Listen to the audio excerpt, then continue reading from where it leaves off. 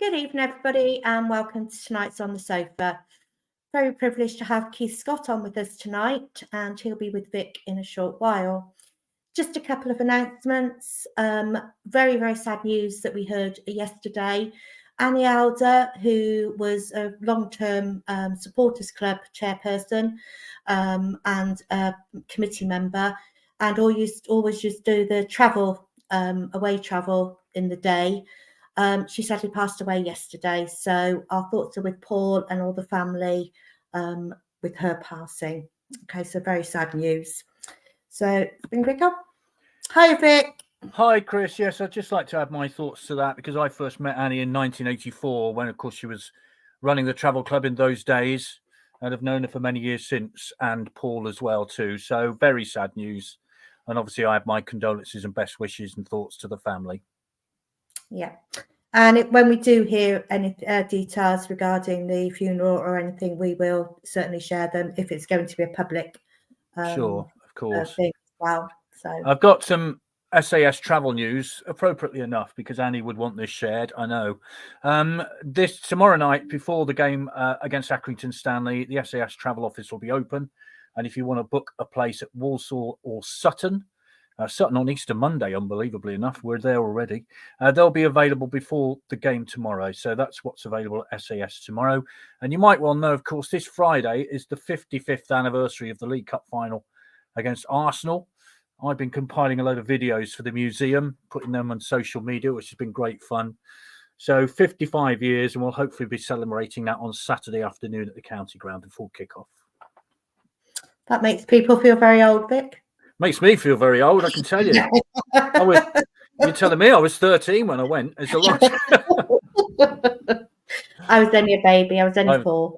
Yeah, of course. Okay, so without going any further, let's bring Keith on. Good evening, Hello. Keith. Hi, how are you? All good, thank you. Thank you so much for joining us. My pleasure. Giving your time to us this evening.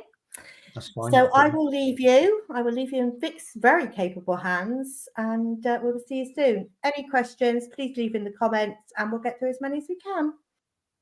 Keith, thank you very much indeed for joining. A great pleasure to talk to you tonight. And I'll read you a couple of messages that we've had in already. So this is, You'll know how you feel. People are feeling.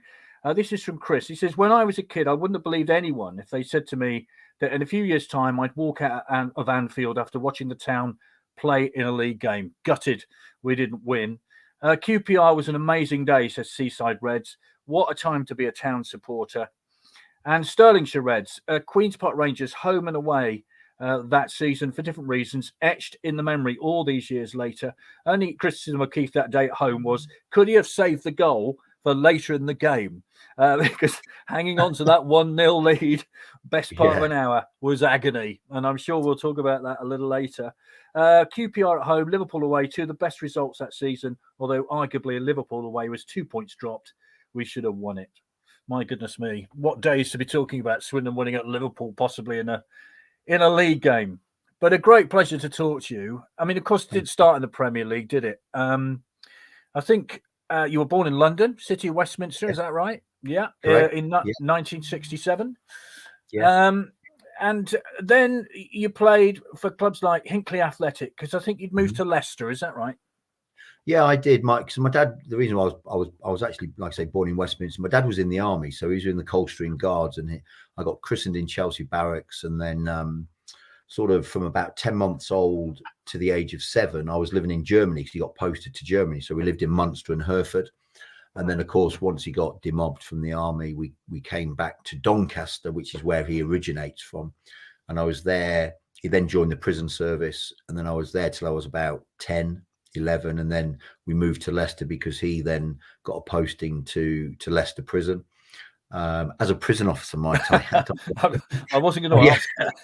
And then of course I did all my schooling there. So from the age of 11 to I think I was probably 22, all my schooling and I suppose my early football career was obviously in Leicester. How did it kick off for you, if I might use that phrase, and how did it all start as a footballer? I got an older brother who's 6 years older than me, and he sort of played local football. So he played for Hinckley Athletic, and he was one who got me involved at Hinckley Athletic. So I was probably, I don't know, 17, 18 maybe. And they was in, I think they were called I think it was the West Midlands League then. And it's quite weird because if the league, the way the leagues were then, it was the Gola League, which is now the National League. Yes. Then you only had the Isthmian, the Northern and the Southern Premier Leagues. You didn't have Conference North and South. Then you had like the West Midlands League below it. So that's where Hinckley Athletics sat. And I started playing for them. And the thing that kicked it off for me was I scored 2 hat-tricks in 2 consecutive weeks. One was against Gresley Rovers away, and the other one was against, I think it was Stroud. And that, but that wasn't at Hinckley Athletic. That was at another club called Leicester United, because I moved from Hinckley to Leicester United, and then that's how it kicked off. And then obviously I had a period of about 3 or 4 months where scouts were watching me, and then I was told by the manager that there was a scout from Leicester City coming down to watch, and I didn't think I played well. So at the time I was working in a bank. For the Old Midland Bank. I was working for the Old Midland Bank, and I didn't play well. So on the Monday, I didn't go into work because I felt a little bit down, really. And then I got a phone call saying, "Can you play in Leicester City's reserves tonight?" So I said, "Yes, obviously I can." But unfortunately, we had Leicester City fans who worked at the Midland Bank, and some of them used to go and watch the reserves. So I had to ring my boss and just tell him, "Look, I've not felt well today.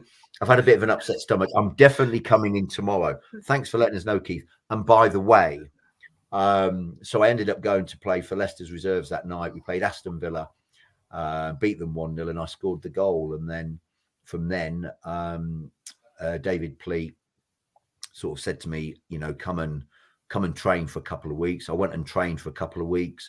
They didn't sign me because Leicester United wanted about £40,000 or £50,000 at the time.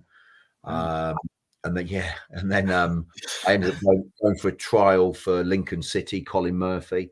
And then on transfer deadline day, I think he signed me for £25,000 or £30,000, which was then the old 4th division. Gosh, big sums of money in those days, of course. So we're talking a little while ago. I'm intrigued as to what your bank manager said the next day, though. Did he sort of say, "Hang on a minute, you weren't very well yesterday, but a lot of my staff saw you play for Leicester City Reserve"? Did he bring that up? Well, no, because fortunately I told him, and he was okay about it. Yeah, so I sort of, it was, it's something I wouldn't advocate anybody else to do, but I suppose when you're sort of 20 and it's something you want to do, sometimes you do reckless things, don't you? So, but fortunately, hey, he paid. Yeah, you get a chance to play for Leicester City Reserves. You're not really going to turn it down, are you? I mean, let's be honest. No, you're not. So Colin Murphy, your manager at Sincil Bank, and then you went off to Gateshead and Boston on loan, didn't you? Boston, I'm guessing, were non-league at those days, weren't they? And Gateshead as well. How did you get on at those 2 clubs? I got on well because what it was, Colin Murphy signed me, and then he got the sack, and Alan Clark came in as manager, and I'm a Leeds fan, so I was sort of, wow, Sniffer Clark, this guy's going to teach me everything I need to know about, goal scoring. And I was sort of, they sometimes say don't ever meet your heroes, don't they? And I was bitterly disappointed. But he just didn't fancy me as a footballer, so he just farmed me off on loan, and I went to Gateshead. And I think I played about 4 games there, scored 3 goals. But interestingly enough, one of the games that I played was at home against Wickham Wanderers, where obviously Martin O'Neill was manager. And I got injured. I think we beat them 2 or 3-1, and I think I scored, and I got injured. And I was out 2 or 3 months with an ankle injury. And then when I came back, Alan Clark sent me back on loan again to Boston, who were obviously the local club. So they were both conference clubs. It was a conference then. They were both conference clubs. I went to Boston, and funnily enough, we played Altrincham one night, and Martin O'Neill came to watch the game, and because he was looking for a striker, and Boston at the time had a guy called Paul Cavell, who was an England non-league international, was arguably one of the best strikers in non-league football then. And we played Altrincham. I think we got beat 3-2. I scored, and I had a chat with him afterwards. And by this time, sort of Alan Clark had got the sack, and we had another manager. And sort of in them days as well, when you was on loan, you could also play in Lincoln's. I could play in Lincoln's reserves. Right. So I sort of played on the Tuesday or the Wednesday for Boston. The following Wednesday, we played Nottingham Forest in the reserves. Martin O'Neill came to watch. We won 1-0. I scored, and then he then decided to take me on loan for a month because he basically just said, "Look, I'll take you on loan. We'll see how it goes." Turned out to be a decent move for you, didn't it? Yeah, it did actually. It's quite funny, really, because he said to me, he said, "Look, come on loan for a month. We'll see how you get on. We'll see if the players like you, and then we'll take it from there." And I went, "Oh, okay, fair enough." And he said, "Look, we're not going to win the league this year. We've got a great chance of winning the FA Trophy, and I just need a target man. We've got players who can create chances. I just need somebody to put the ball in the back of the net." So I went there on loan for a month. He ended up signing me. I think they signed me at sort of like just over a 2-year deal. And in fairness to them, because I was coming from full-time football, they gave me a full-time contract, which was really nice, really decent of them. And then obviously sort of, we won the FA Trophy that year, which was 91, which was really nice. Yeah, you scored, didn't you? Yeah, I scored. I bumbled one in from about 3 yards. It was back in the day, actually, Vic, where when the keeper got the ball, you could tackle the keeper even though he had the ball. And yeah, he sort of, the keeper, one of the players may have headed it or shot, and he sort of half parried it, half caught it, and I dived in and sort of bundled it over the line. And of course, the referee gave it. You wouldn't get it these days, but back in those days, keepers weren't as protected as they are now. Yeah, I watched it. It was a good striker's goal. I watched it this afternoon, and yeah, well, fair play. You got a goal at Wembley. I mean, that's hey, when you're a kid, that's pretty much all you dream of, isn't it?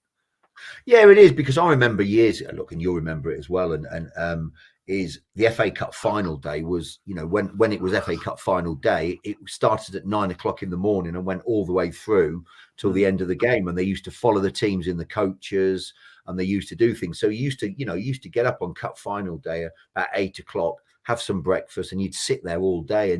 And you'd look at, obviously, Wembley, then the old Wembley with the Twin Towers, and it's every boy's dream to play at Wembley. And I was fortunate enough to do it twice in 3 years, and obviously score on the first one. So these are memories that obviously money can't buy. And it was, it was a great time at Wycombe. It really was. Yeah, the second goal, I think, was from a slightly longer distance, if I remember rightly, wasn't it? Yeah, it was Mark West. Glyn Crease had played it down the line. I went down the line. I put the cross in, and to this day, every time I watch it, I always thought he was gonna volley it, and I think it was a diving header. And Mark West at the time, he'd got about 30 odd goals for Wycombe that year. And he's from Tame, which isn't far from Wycombe, so he's a local boy. So for the local boy to play at Wembley for his local club, and then for him to score the winner, it was a great thing for Westy. It really was. Yeah, you said you won it twice. Of course, it was 2 years later, a 4-1 win. But I read a quote where you said you were disappointed because you didn't get a goal that day. Yeah, I was. Well, yeah, because I hit the bar. We played Runcorn and what have you, and yeah, I was. We'd scored 4 goals, and just going to shut the door. Sorry. Yeah, sure, no worries. We'd scored 4 goals, and I didn't get any of them. And I think when you're a striker, I think irrespective of whether you're playing at Wembley or wherever you're playing, if there's 4 goals get rattled in, you'd like to think that you'd get one of them, but I didn't. Which was disappointing. But ultimately, we won the trophy again for the second time in 3 years, which was great, because when we won it in 91, Martin O'Neill, I remember him talking to me after the game on the pitch, and he said, enjoy this moment because you don't know when the next one's going to come. And obviously I was fortunate enough to get one the second time in 93. So I sort of enjoyed it more. And we were heavy favourites as well, because we'd beaten Runcorn in the league 5-1, sort of to clinch the title. So we were massively heavy favourites, and sometimes when you win 4-1, you enjoy the moment more because you're never under pressure. The Kidderminster one, we won 2-1, so there was always a chance that they were going to get something back, so you're a little bit more on edge. But certainly second time round was more enjoyable. Sure, it was a great time for Wycombe Wanderers, of course, wasn't it? As you've mentioned, promotion to the Football League. And I always remember with Martin O'Neill, I think they played Salisbury at some point. And anyway, I rang him up to preview the game, and he wasn't available. He was out training, and I thought, and they said, "We'll get him to ring you back." And I thought, "Oh yeah, of course, Martin O'Neill's going to ring me back," and he did. Yeah. And I always thought, you know what? That's all you can say, really. He did, Yeah. and that kind of summed him up for me. How was he as a manager? Oh, listen, he was fantastic. You know, he's a players manager. It's really weird. Look, I've been fortunate enough to. He's a genius. He is a genius. He's a very intelligent man, but he is a genius.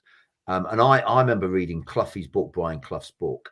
And when you read Cloughie's book, and then you're managed by Martin O'Neill doesn't copy him. Not at all. He doesn't copy him. Martin O'Neill's got his own way of management, but there are little things that he does that when you read Cloughie's book, you can see where he's got it from. But he was unbelievable at keeping things very simplistic. And when he signed me, I remember saying to him, "Look, Gaffer, what do you want me to do?" And he said, all I want you to do is get the ball down, give it to the midfield, and get it in the box and get in the box. He said, because we've got people who can deliver. He said, and if you're a striker, if you don't score goals and you don't create goals, then you're not really much use to anyone. And basically, all as I did whilst I was there, got it, held it up, played it to the midfield, and got in the box, and that's all I did. And then over time, you develop your game. So he was great from that point of view. But he was a players manager. You know, to him, the most important people at any football club are the players and the payers, because without both of those, you don't have a football club. But equally, you don't cross him. You know, there's a line, and you know what that line is. You don't cross that line. If you do, you have to accept what comes your way. And he just expects every player who plays for him to give 100%. If you give 100% and you don't play well, or you're not good enough, he can accept that. What he won't accept is players who don't give 100%. You see, the way you just described forward play is really quite simple, isn't it? It's quite a simple thing. Oh, yeah, look, it is. And would you the sort of player who quite appreciated that? I mean, football can be overcomplicated, can't it, at times? Do you know what? It is. Look, if you look at the modern day game, and it's a great game, you know, but let's look, the game's been going, you know, hundred odd years, but the fundamentals are the same. If you score more goals than the opposition, you don't lose many games. And ultimately, you can talk about tactics till you're blue in the face, but it's what you do in both boxes. You know, if you're not ruthless in the opposition's box, and you're not ruthless enough in your own box to keep it out of your goal, you've got problems. You know what happens.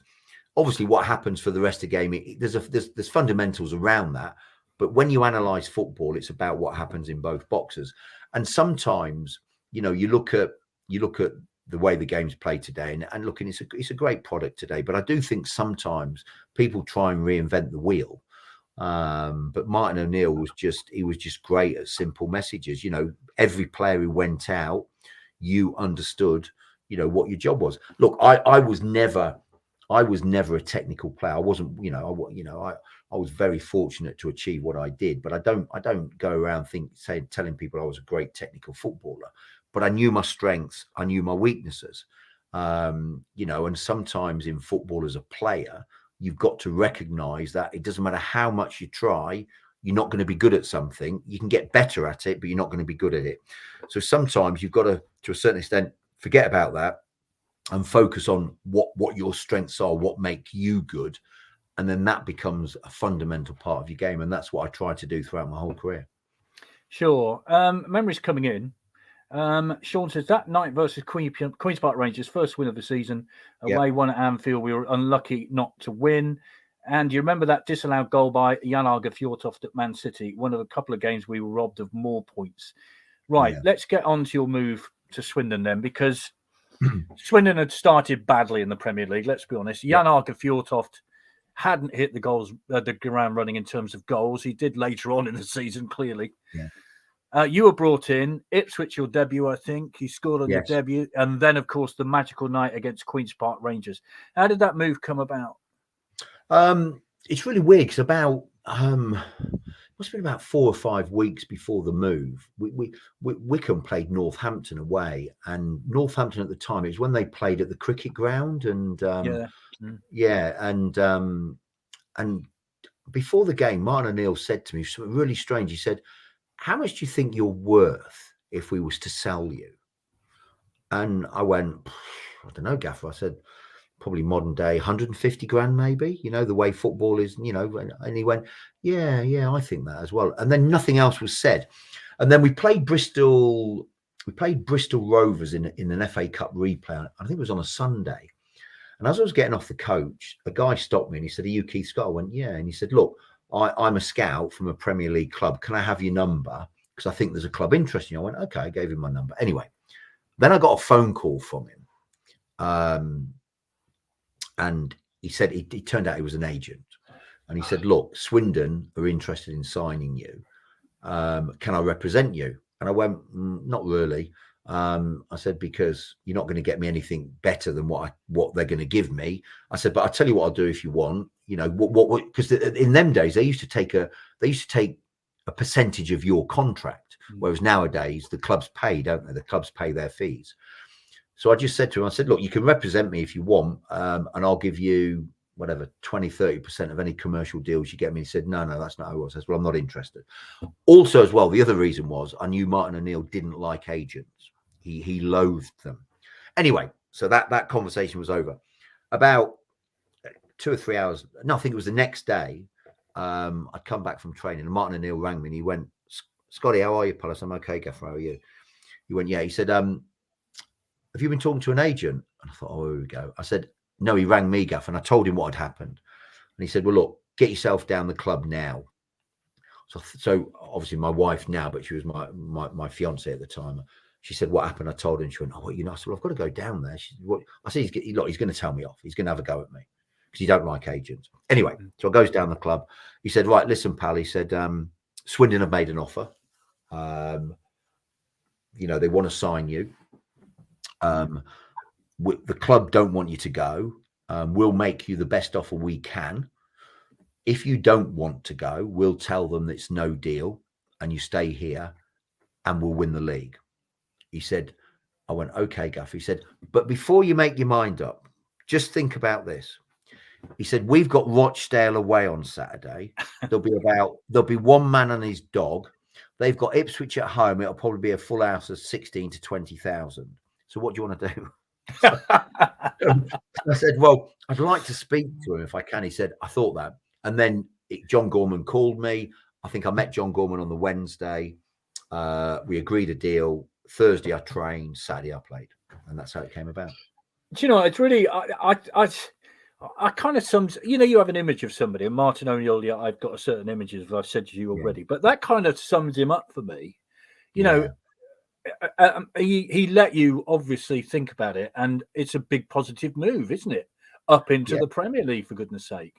Yeah, it was, and you know, and the club at the time at Wickham as well. They you know, that the board of directors were very good. They're all businessmen. You know, you go back then, we would probably, it was the third division then. We were probably getting 6,000-7,000 for home games. So they, you know, and we'd obviously in the non-league, we'd won 2 FA trophies. We got runners up, we got promotion.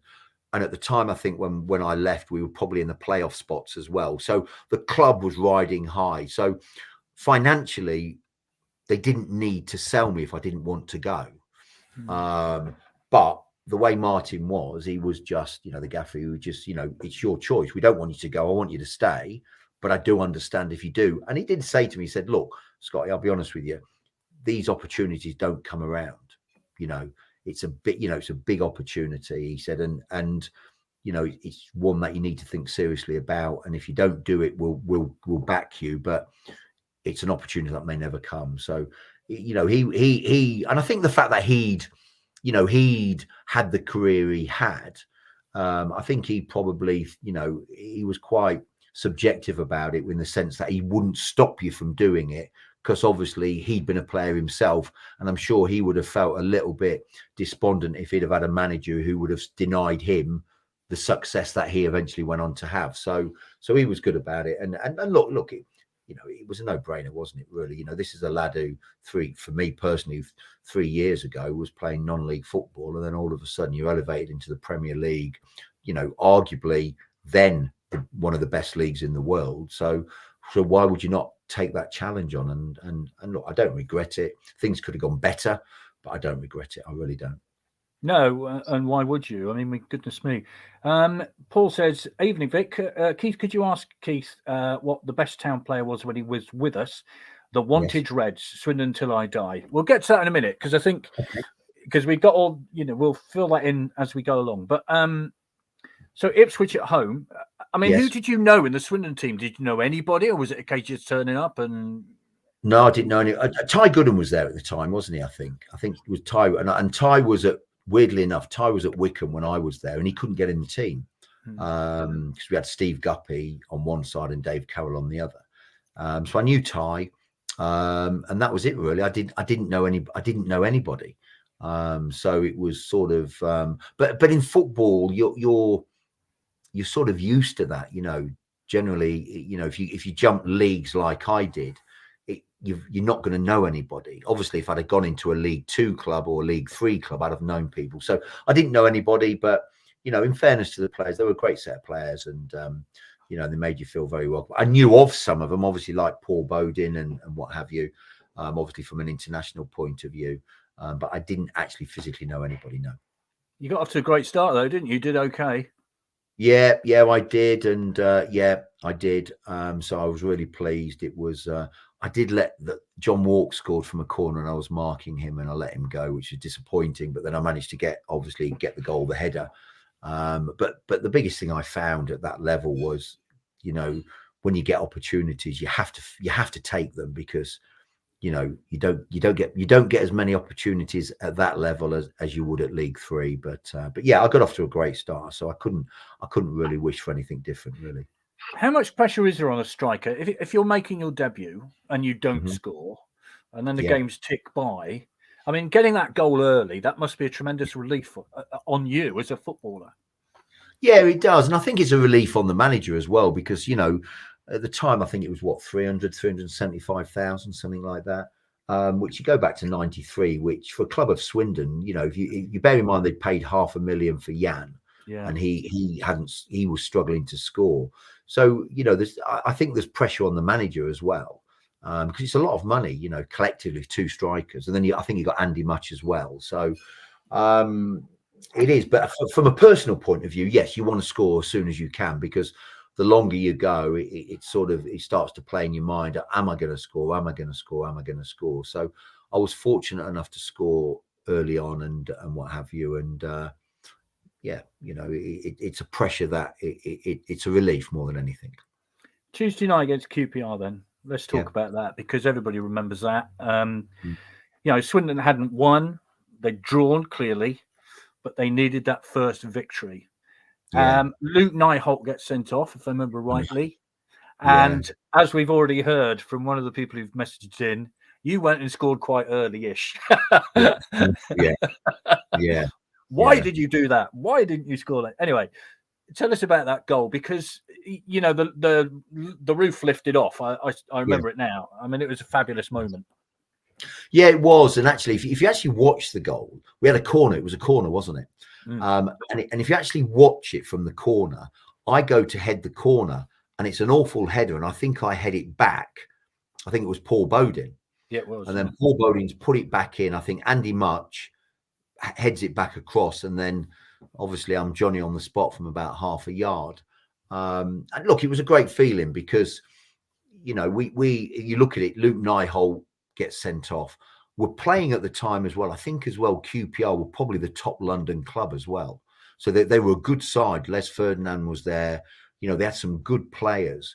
And I think after we scored, I think to a certain, we rode our luck a little bit, but I think we worked hard. We dug in, and we had a few other chances and what have you, and we managed to get that result, which was, I think, as well. That's a big monkey off your back as a football club, and it was a massive relief. But it was a great night. It was a great night for the club because the support was amazing. Full house again. And of course, when the final whistle went, I think the roof lifted off again, didn't it? Really, but it certainly did. Yeah. What was it like in the dressing room? Oh, it was unbelievable because obviously, it's the first win in the Premier League. It put us in touch with people again. So, we had We had a fighting chance. We always knew it was going to be tough between sort of then and the end of the season, but it gives you that. It gives you confidence, and it gives you belief, really. And I think if you look at the season as a whole, we actually played well, really. We were a very, very competitive team, and our goal tally was very good. But I just think we were naive, weren't we? I think if I look back at it now, you know, I think some of the football we played at times was amazing. It really was. And some of the results we got, and there was some, you know, Sheffield Wednesday away was unlucky. One of the goals, Fraser Digby got a head injury and the referee never stopped the play. You know, so we had a little bit of unluckiness, and obviously Liverpool, they scored in injury time. But I think we were naive. I think if you look back at it and you look at some of the results and some of the goals that we conceded, I think there was an element of naivety. But look, you know, we were all new to the Premier League, so you expect that to a certain extent, I suppose. Sure. I mean, you mentioned Liverpool, of course, and you know, Swindon 2-1 up till late on, and you've scored.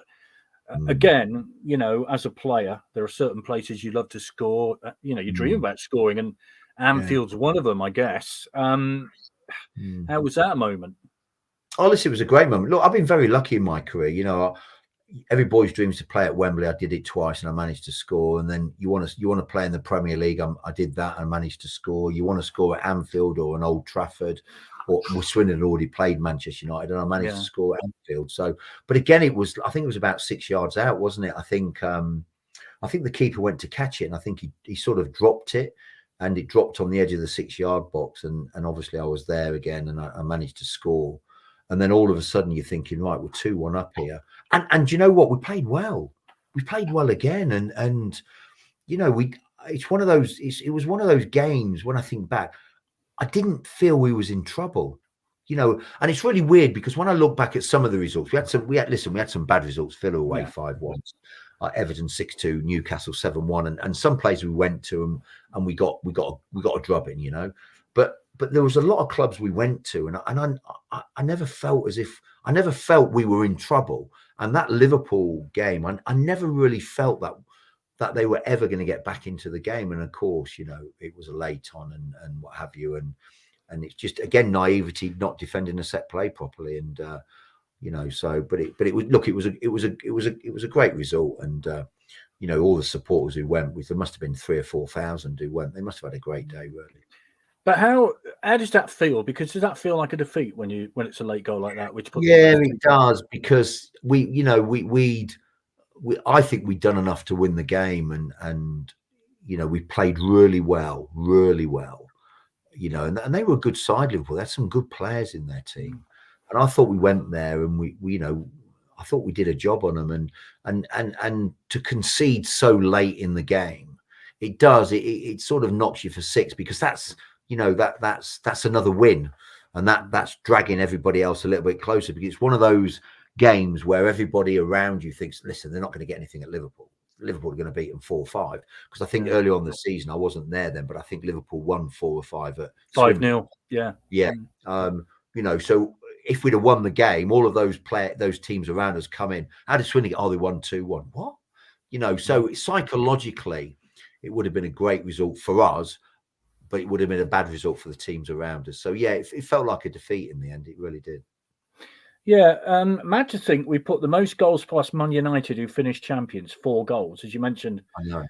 It's incredible, isn't it? Lost 4-2 at Old Trafford, drew 2 each at the county ground. You played in that game, didn't you? The famous Eric Cantona stamping. Yes, what was your view of that? Because it's an iconic moment in a way, because he got sent off 3 days later at Arsenal, didn't he? So it was one of those moments that, you know, you look at the film now and you think, it wasn't just a stamping; it was a kind of assault, wasn't it? It was really, and when you saw it on the pitch, sometimes, look, I'm not an advocate of anybody doing anything. We've all done stupid things on a football pitch, but sometimes if somebody does something stupid, there's a reason why. You know, whether, you know, somebody's gone through them, elbowed them, or whatever. But actually, Johnny Moncur didn't do anything. It was just like Johnny Moncur was on the floor, and it was as if Cantona decided, you know, I'm going to tread all over you. And he literally lifted his foot and went bang on his chest, you know. And so, yeah, it's a weird one, really. But look, he was a maverick, wasn't he? And he was a great player, unbelievable player. But he was a genius. He was a genius as a footballer. And they always say geniuses have flaws, don't they? And and maybe that was his flaw. But it was quite surreal, really, because there was no logical reason why he would do it. But he just did it. He did it. But then, like you say, he got sent off again, and then. He had a few in his time, didn't he? But he was a genius of a player. He really was. Yeah, I saw him singing recently in a video. Maybe he should leave that alone. The singing and the acting. Yeah, he's better at football, isn't he? I mean, I just remember him standing there as if to say, "I am Cantona. You can't send me off." And the referee went, "Off you go." That was quite a moment. Yeah. How was it then in the dressing room? Jan started to score after Christmas, didn't he? And boy, when he started to score, he started to score. So what was the mood? Was it a case of, we got a chance here? How did it feel? Yeah, look, we always felt we had a chance. It's really weird because Jan and I, and then obviously Jan and I started to play up front together, and we gelled. We gelled really quite well. I think in fairness to Jan, I think when he first came to Swindon, if you look at him, the guy's 6'4". He's a big guy. He's got thighs like tree trunks, and I think, excuse me, I think probably people thought he was a target man, but Jan wasn't a target man. He was technically a very, very gifted footballer, by the way, and he had a great brain, and he could score goals. And I think probably that early stage for him at Swindon, maybe he was having to play up front and lead the line, which isn't what he does.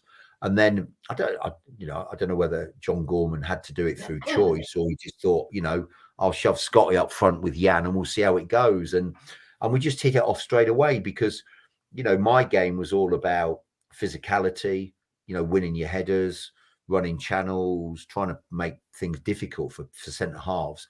But what Jan was very technical. So, he could, if I'm doing that side of it, it left him free really to go into spaces, into areas where he could get on the ball. And what he was very good at was if I was going up for a header and I was going to flick it somewhere, he knew where it was going to go. So, and people say, can you make a partnership, a striking partnership? You can't. You either gel or you don't gel. And I think if you look at that period when Jan and I played up front together in the Premier League, and then you take it into the Championship the following year, we scored a lot of goals between us. Might add, Jan got most of them, by the way. But we had a great partnership, and I think that was just down to that. Although we were both big players, we were very different in the way we played the game, but we complemented each other very, very well. But he was a top draw player. Jan was. He really was. Yeah, certainly scored some goals once he got going. This is from Derek. Hi, Derek. I was sat with the Liverpool supporters. They couldn't believe that we were still attacking and trying to score a third before conceding that equaliser. I mean, it's that kind of... Does that sum it up in a way? Maybe you've said before, a touch naive. Yeah. Maybe, to use a horrible phrase, game management. Maybe that should have come into it. I mean, maybe... But... Just it's the romance of football, I guess. You still want to win, don't you? We still want to play as well as possible. Yeah, you do. But the gaffer, Johnny G, his philosophy was we play, we attack. And if you look at it, we drew 2-2 with Man U at home. We obviously we beat QPR home and away. We drew at Highbury 1-1. We drew at Sheffield Wednesday 3-3. Liverpool 2-2. So we had some great results. And then if you look at those 5 games, if you're, like you say, if you manage the game better, you're not as naive, those 5 draws turn into 5 victories. All of a sudden, you think, well, could we have stayed up? Could we? So, but it's all if, buts and maybes, isn't it? If my auntie was my uncle, that sort of thing. It's just the way the gaffer wanted us. He just wanted us to play that way. His philosophy was, right, let's get the ball down and play. And if you actually look at the team, we had a lot of footballers in the team. Monkey, we had Nicky Summerby, obviously, we had Paul Bowden, we had Lingy, we had Luke Nyholt, was a player. We had a lot of gifted footballers, Jan. So I just think, we played to our strengths, but obviously, we were possibly naive, but if we'd have won 5 or 6 of those games that we'd had been drawn the way we played, then everybody would have said, you know, Johnny Gorman's a genius, you know. So it's fine lines, isn't it? Football's all about fine lines, and it didn't pay off, but you know, we certainly. I think to be honest, what was quite funny to me, everywhere we went away from home, we got applauded off the pitch by the home fans, the way we played.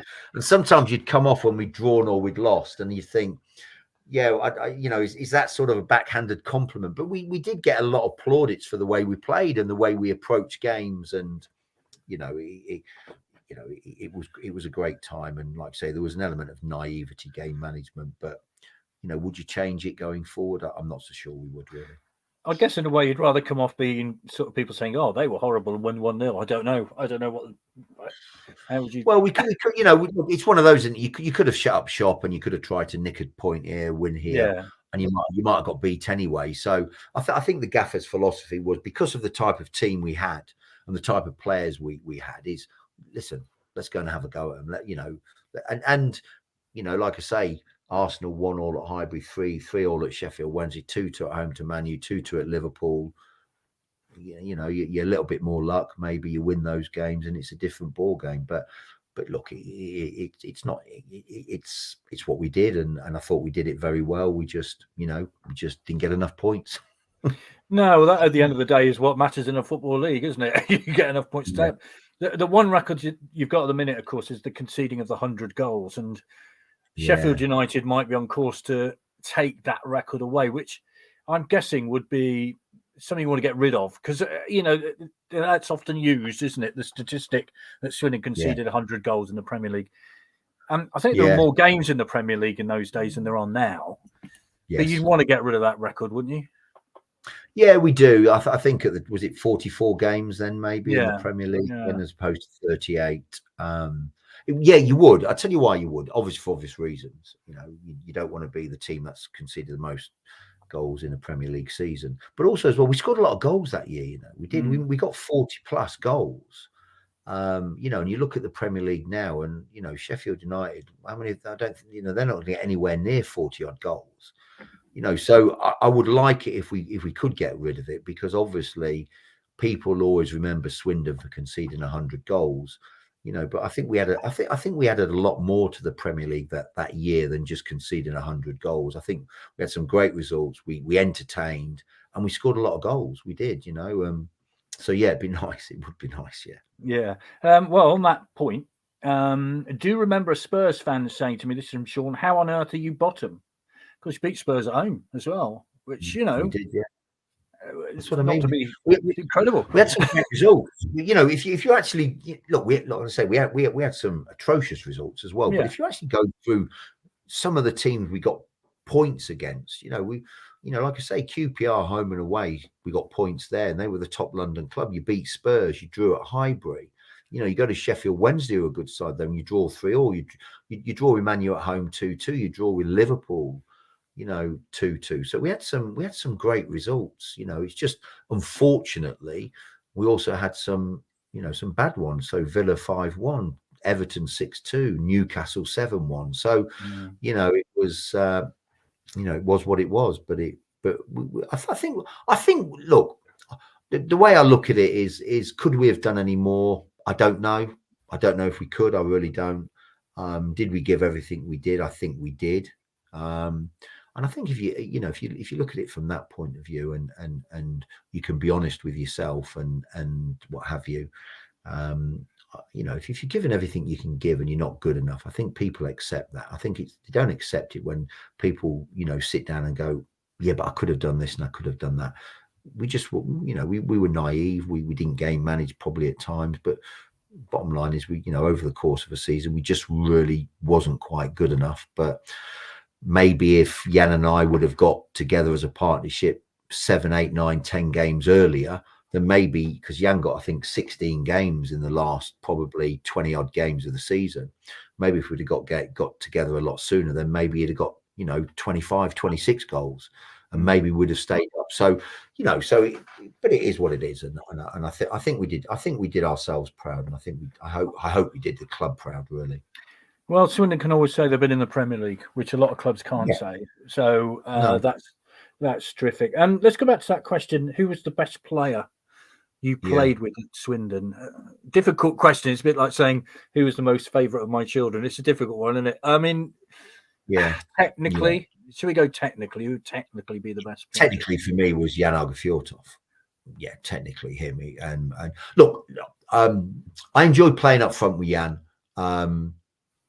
Because I think because of the fact he was 6'4", he had a great touch. He had great awareness.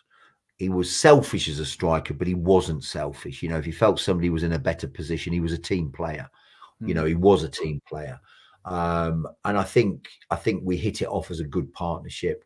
We both had our strengths and weaknesses, but he was, for the size of him, he had a great first touch. But then, of course, you had Nicky Summerby, you had Johnny Moncur, Martin Ling, Paul Bodin, Luke. So we had some good players. But I suppose if I'm sticking in the strikers union, I'd go for Jan. Fair enough. We are allowed to. Problem was that Swindon could never put a run together in the Premier League, says Ian. And I guess that's it, isn't it? If you can put a decent run together of successive games, that gives you a chance. But hey, a lot of teams have been up to the Premier League since and done a lot worse. So, think of Derby and people like that. The following season, how did that turn out? I mean, you said about Jan, actually. I always remember this. He scored a goal in the League Cup. I'm not sure whether you were still there or not, but he scored a goal in the League Cup against Millwall. And I was sitting in the what is now the John Trollobarkle stand, and it was an absolutely beautiful goal. He bent it into the far corner. Absolutely magnificent goal. And that's what he could do, couldn't he? I mean, it was just that skill. Yeah, it was. And I think certainly in League One Championship, whatever it is, he could score all types of goals. He could do that goal. He could score a goal from 6 yards. I remember we played one game. I think it might have been Brighton in the League Cup and I think Fraser took a goal kick, and I think it bounced over their centre half's head. And I think as it came down, he volleyed it over the goalkeeper.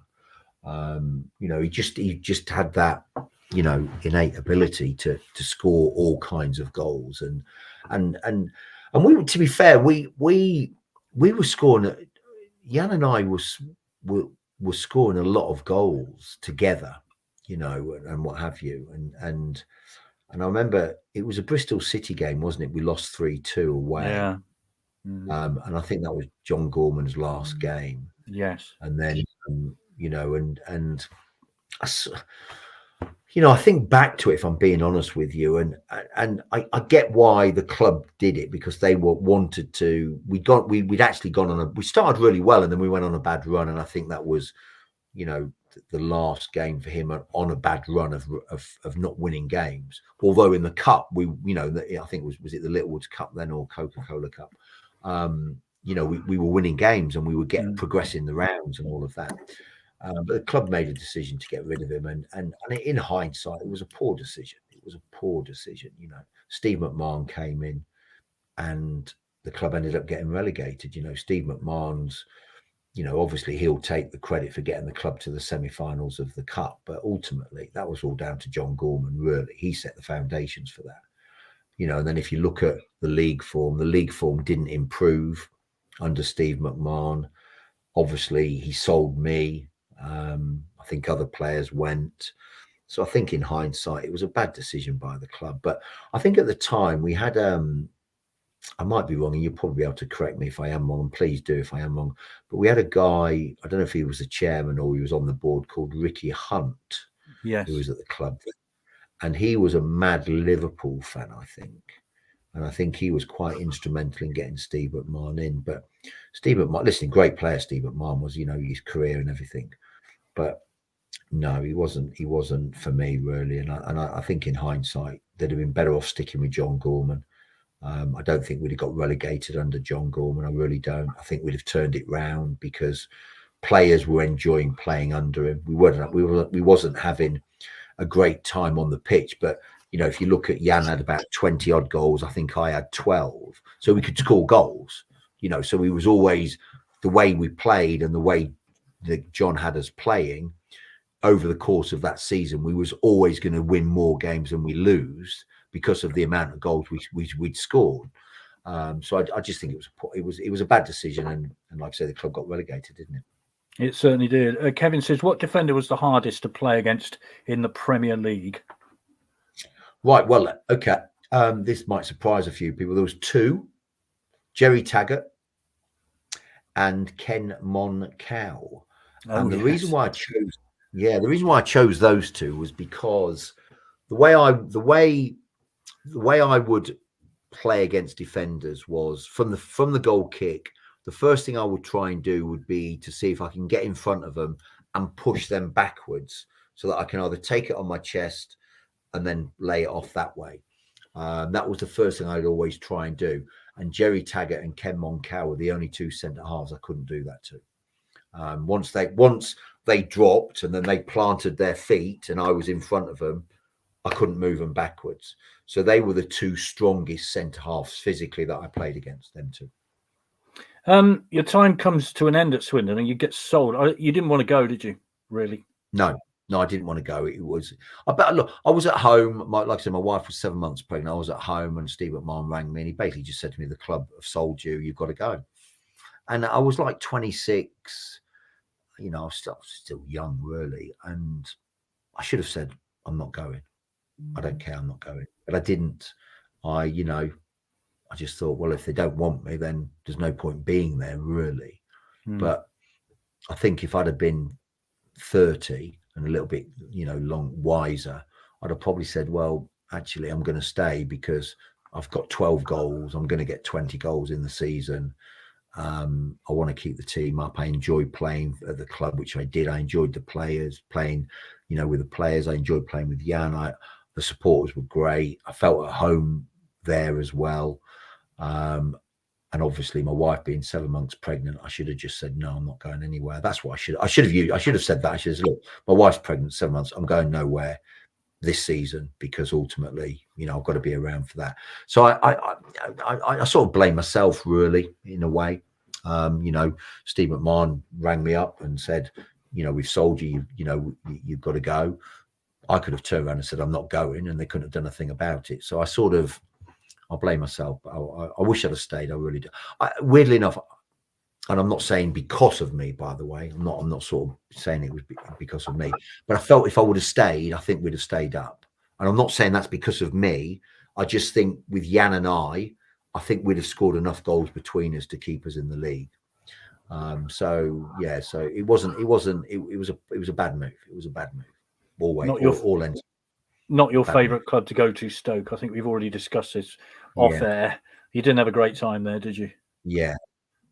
No, I didn't. And the Stoke fans will say I was rubbish, which is, they're quite within their rights to say that. I have no issues, but it was a bad move. It was a bad move. I went there for the wrong reasons. I didn't go there for football reasons, really.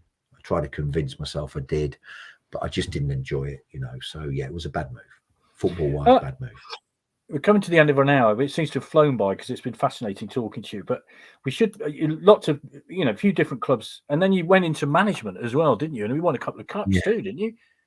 Yeah. I sort of went to a team called Leighton Town and I managed to keep them up, and we won a Bucks Charity Cup. And then I got them to the fourth qualifying round of the FA Cup the following year. We got beat by Havant and Waterloo, who then went on to play Liverpool. And then I went to Windsor and Eton, and we won the Berks and Bucks Senior Cup, which is the one around Buckinghamshire. We won that. And then the following year, we won the league, got promoted to Step 3, and then the chairman sacked me. So, but the club went under. The club folded. There was bigger issues that I wasn't aware of. But yeah, so I don't know if I'm sort of one of in the minority of a manager who wins a league and then gets the sack. So, but I had a great time there. I was there 2.5 years. We won, like I say, the first year I was there, we finished 8th. There was I'd got them sort of from bottom 5 to 8th. The following year we won the Berks and Bucks Cup, and then the year after that we won the championship, and we went 32 or 34 games unbeaten. We never lost a game for 32 or 34 games. We only lost 2 games the whole season. So it was a good time. You know, I had some good players, by the way, at that level. I had some young players at the right ages as well, 21 to 24, you know, and then I had a couple, you know, 2 or 3 experienced players. And it was a shame because we got promoted to sort of Southern Premier League. And I felt, you know, these players, I'd had them since I was about 20, and they'd won a championship and they'd won a cup. And I felt they'd have done well in the Southern Premier League because, you know, they knew how to win. They knew how to operate under pressure. So it was a disappointment for me because I felt we could have kicked on again and probably got into the Conference South. But yeah. So did you not think of going on? Did you not think of going on in management? I did, but the problem was, Vic, the chairman sacked me, and not to dwell on it. Look, I didn't get paid, neither did my assistant, for 5 months, and we were contracted. The players didn't get half of their wages for 2 months, which was promised at the end of the season. At the end of the season, he sacked me and my assistant. We ended up taking him to a tribunal, which we won. He then appealed it, and then the club got wound up. And after that, I just thought, you know what? If this is what non-league football is about, I'm not interested, because, you know, for me, if you go into non-league management, I know you train Tuesday, Thursday, you play Saturdays, but it's not, you don't do just that. If you do it properly, you know, I used to, bear in mind, I worked as well. So I would be Monday. I changed trainings from Tuesdays to Mondays. So we trained Mondays, so I could go and watch a game on a Tuesday. Then Wednesday, I'd go and watch another game. Thursday, I'd train. Friday would be my night in. Saturday, you play. Sunday, you're then thinking about the rest of the week. So although you're non-league, it becomes, it takes over your life. It's a big commitment for 40 weeks of the year. And I put everything into getting Windsor and Eton promoted over 2.5 years. We'd had great success. And then, then you find that the club's not being managed properly, and it, owes money to the Inland Revenue, gets wound up. And you just think to yourself, do I really want to do this? Do I want to do this? And I just got disillusioned with it, and I just walked away. And I didn't really bother. But I wanted to stay in management. I wanted to manage in the Football League, but I applied for jobs. But it's really weird once you come out of the game, and then you try and get back in from a professional point of view. Even if you're successful at non-league football, which I was, chairman will always, or chief executive will always use that one. You haven't got the experience. But realistically, if you look at my football career and what I've won in football, I've got enough experience to manage at League 2 level, possibly League 1 as well, because ultimately you either know the game or you don't. And if you don't know the game, you're going to fail anyway. And I think I know the game. I think I know the fundamentals of the game. To manage in the Championship and the Premier League is different kettle of fish altogether. You've got to have a track record of success. But if you look at my football career, I've got enough experience to manage a club at League 2. I've got it without a shadow of a doubt. But it's getting that opportunity, and I never got the opportunity. So I was a bit bitter and twisted for a few years, but I just accept it now, and I go and watch Wycombe play periodically. I've watched Swindon play, and you sit there and you analyse the game. You analyse. It's a simple game, but you analyse it. But it's just getting that opportunity, Vic. That's what it is. And if you get the opportunity and you know the game, you can have success. You can, but it's just getting that opportunity, really. Sure. I think you're an accounts manager now. Is that right? I'm a client services director, Vic, for a company. No, listen. I was when I first went there, but I've been there 16 years now. Right. I've been at the same company 16 years. And we're a company that fit out and refurbish commercial premises. That's what we do. But yeah, so I'm a client services director. So I once we've done the work, we go in and we look after them, and we do some day 2 things and all that nature. So yeah, it's quite funny that you go from playing football to being super aggressive and at times volatile to all of a sudden looking after people. So yeah, it's quite left field, really. But yeah, it's good. It's good. The guy who owns it's nice. He's a good guy. He's a Liverpool fan. He's a football fan. So I've 16 years I've been doing it. Yeah. Brilliant. Bob says Luke Nyholt was an absolute monster in the Man United game. None of the so-called Man United hard men of Keane, Hughes, or Ince wanted to mix it with Luke that day. Yeah, there was a bit of an altercation with the Shrivenham Road stand, I seem to remember as well. It was quite a day. Well, it's been an absolute joy. Next time you're at the County Ground, come and see us. We're in the Legends Lounge. Pop in and see us. Well, we are. I will be there on the 4th because we're doing that 30 years, aren't we, for the Yes, Premier you League? are. So yeah. I will be there on the 4th, the evening of the 4th, which is a Thursday. So I will definitely be there then. Look, at some point I'd like to come and watch a game. So yeah, it'd be nice because look, I had a great time there. It's a great club. Supporters are fantastic. They're really. It's a family club. It really is a family club, and I enjoyed my time there. And it would have been nice if we'd have had a little bit more success, really. But yeah, I'll certainly come and say hello if I'm down there. Absolutely. Well, that's brilliant. Well, we'll see you on the 4th because I'll be there. I know you'll be there as well, Chris, won't you? So we'll definitely catch up then. And it'd be nice to see. I do stuff on the pitch before the game. It'd be nice to chat to you on the pitch as well. It'd be brilliant to do that sort of thing. Introduce you to the crowd, all that kind of stuff. Because I think once players drift away, we don't often see them, and it'd be nice to actually get you on the pitch and have a word with you. So it'd be lovely. Yeah, no, I'm happy to. I'll try and get in. I'll try and get to a game certainly before the end of the season, if not maybe next season. But look, I always enjoyed my time down there. I enjoyed it as a player. I really did. I thought I really did enjoy it. And like I say, I wish I'd have stayed. I wish I'd have just basically not gone to Stoke. But look, it's hindsight's a great thing, isn't it? I was going to say that hindsight's wonderful, isn't it? But it is what it is. Yeah, thank you very much. It was lovely revisiting the memories of the Premier League season. It was great. So thank you. My pleasure. And I was going to ask you about the 4th, actually, if you were coming down. So yeah. Yes. Yeah, so, I'm going to be thank there. you very much, Keith. That was brilliant. Vic and I will be back next week on Monday. That will be the review of Accrington tomorrow night and Doncaster on Saturday. So we will see you all then. So have a good week, everybody, and see you all soon. Thank you. Bye. Bye.